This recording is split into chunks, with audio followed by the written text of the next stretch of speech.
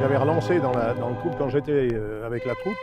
On avait fait un camp itinérant en 75. J'avais eu envie de faire des charrettes de patrouille.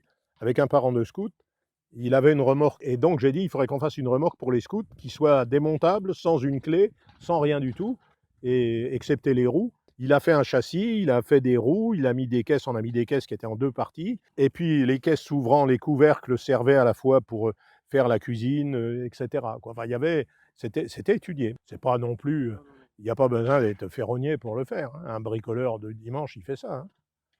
Ce qu'il faut, c'est que les soudures soient bien faites. Quoi. En week-end de HP, on testait les remorques. Alors, on mettait un mec dessus et on le traînait à tout berzingue. Le châssis de la remorque faisait le char et on le traînait dans tous les coins jusqu'à temps que le truc y plie.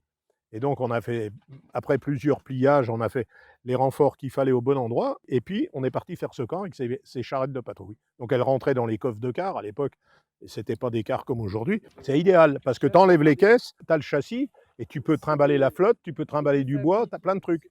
Là, c'était étudié pour que les gars, ils vont en exploration de patrouille, ils emmènent la remorque, ils ont tout le matos de la patrouille dedans, ils ouvrent le couvercle, et là, ils ont l'emplacement pour la cuvette, l'emplacement pour découper, ils ont les matériels de cuisine dedans et tout. Enfin, c'était, ouais, étudié. Ça, c'était super. Et les gars, même en week-end, ils emmenaient la charrette et tout. C'était idéal, quoi. Ça rentre dans un coffre de voiture. Enfin, c'est étudié pour être transportable dans une bagnole, dans les cars. Et puis après, une fois que c'est monté, sans vis, sans rien, clac, tu pars avec. Et ceux qui y ont goûté, en général, ils s'en passent pas.